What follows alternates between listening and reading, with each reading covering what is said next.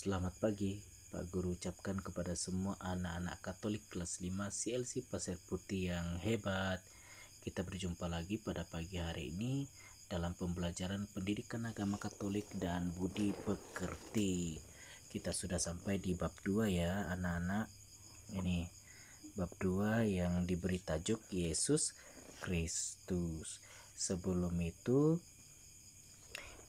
Sebelum kita belajar, Pak Guru himbau supaya kita berdoa terlebih dahulu.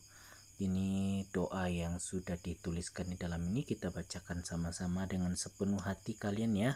Kita berdoa bersama-sama. Berdoa mulai dalam nama Bapa dan Putra dan Roh Kudus. Ya Allah Bapa yang Maha Penyayang, hari ini kami mau belajar tentang kesetiaan-Mu yang selalu menyertai bangsa Israel, terutama melalui para pemimpin bangsa Israel.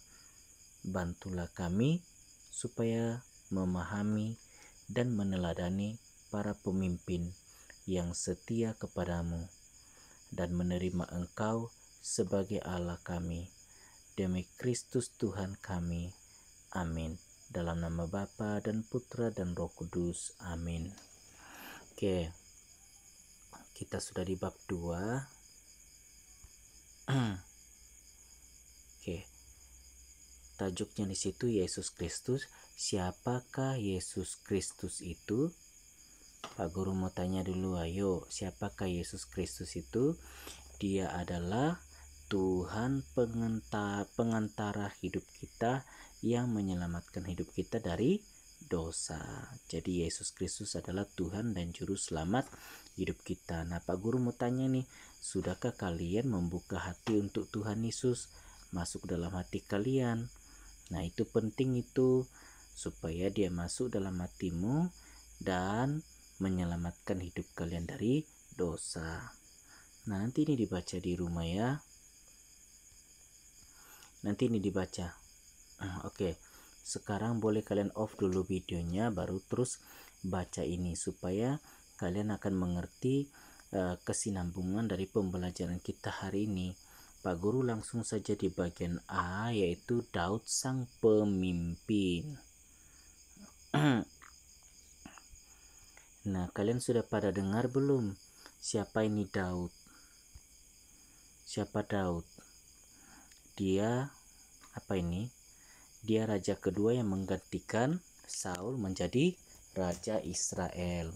Dia adalah anak muda yang dipakai Tuhan untuk menewaskan Goliat yang tinggi besar dalam peperangan orang Israel melawan orang Palestina. Akhirnya Tuhan memakai Daud membawa kemenangan yang besar bagi Israel, sehingga Israel pada hari itu mengalahkan orang Palestina dan dia memenggal kepala orang Palestina itu ya. Oke, kita terus masuk di nomor 1, menemukan nilai-nilai kepemimpinan. Nah, ingat nih anak-anak, satu masa nanti kalian juga akan jadi seorang pemimpin loh. Iya betul, kalian akan menjadi seorang pemimpin, entah itu pemimpin di gereja, pemimpin di organisasi, pemimpin di dalam di mana di rumah, pemimpin di sekolah, pemimpin perusahaan, pemimpin pekerjaan, pemimpin bisnis, nah, pemimpin rumah tangga. Nah, satu saat nanti kalian akan jadi pemimpin. Maka itu kita belajar dulu nih tentang kepemimpinan. Nah, Pak Guru tak dapat bacakan semua ini cerita tentang pangeran bungsu yang peduli. Ini nih banyak turun karena nanti lama betul videonya. Pak Guru mau kalian matikan dulu video ini dan baca ini supaya kamu paham cerita tentang si bungsu ya, yang menjadi seorang pemimpin. Ketika kalian baca harus pahami betul-betul kisah daripada cerita tersebut, maka senang kalian akan jawab pertanyaan-pertanyaan yang ada di bawah ini. Oke. Ada penjelasan di situ tuh, penting ya. Mana? Raja Suta Permana menunjukkan kekuasaan dan keadilan bagi ketiga putranya. Mereka memiliki hak yang sama. Syarat untuk menggantikan dirinya dengan membunuh anak ayam ditujukan untuk melihat sikap-sikap yang diperlukan untuk menjadi seorang pemimpin. Tindakan kedua kakaknya menunjukkan bahwa mereka taat kepada perintah.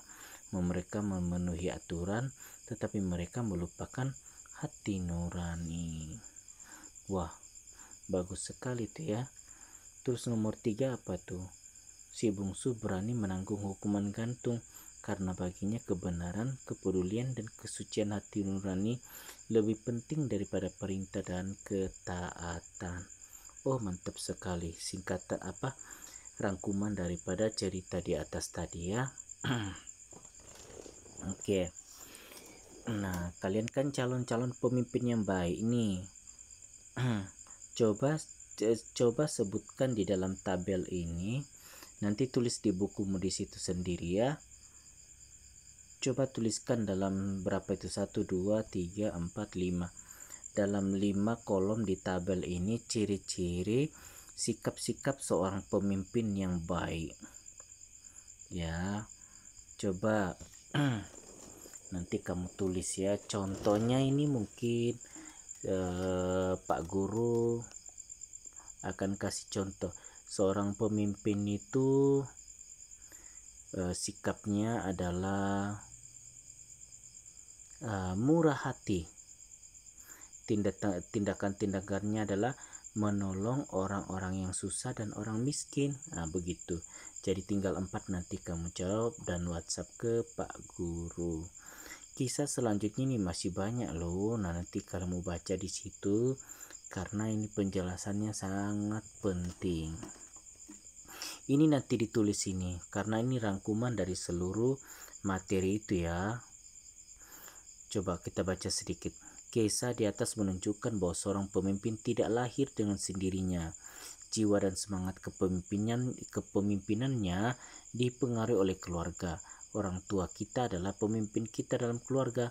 Nasihat dan petua mereka sangat pantas kita taati.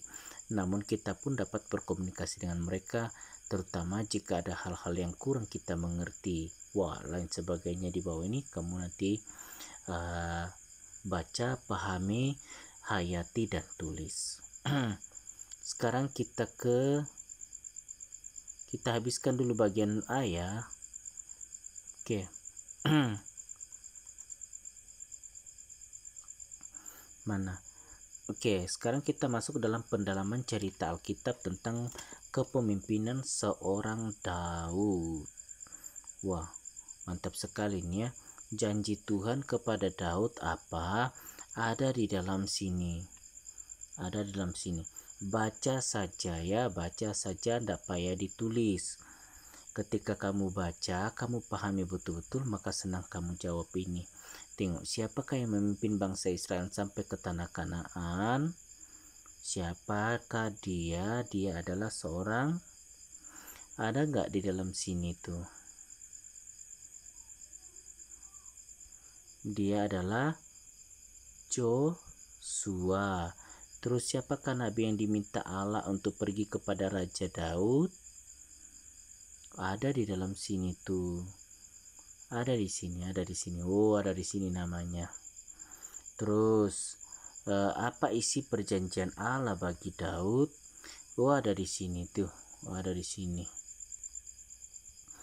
Terus mengapa Allah mengadakan perjanjian dengan Daud? Ada di sini. Ada di sini nih. Terus pernahkah kamu menjadi ketua atau pemimpin? Ceritakan pengalamanmu. Kalau pernah, katakan pernah. Kalau tidak, katakan saja tidak ya. Tuliskan sifat pemimpin yang baik disukai rakyatnya. Oh, banyak itu kan? Berarti kamu tulis saja ulang ini nanti ini. Kan kamu sudah kerjakan ini kan? Tinggal kamu tulis saja nanti balik di sini untuk menjawab pertanyaan yang ada ini nah. Oke, penjelasan nanti kamu tulis ini. Sangat baik ini nih. Ya. Tuhan itu Maha Agung. Dia menyertai umat Israel dari tanah Mesir sampai ke tanah Kanaan. Nah, untuk mengingatkan Daud akan kekuasaan Allah, maka dibuatlah perjanjian sebagai berkat. Nah, ini di perjanjian Tuhan kepada Daud. Kan mengapa? Kan di situ dicakap itu mana itu nomor D. Mengapa Allah mengadakan perjanjian dengan Daud? Nah, sudah jumpa jawabannya kan?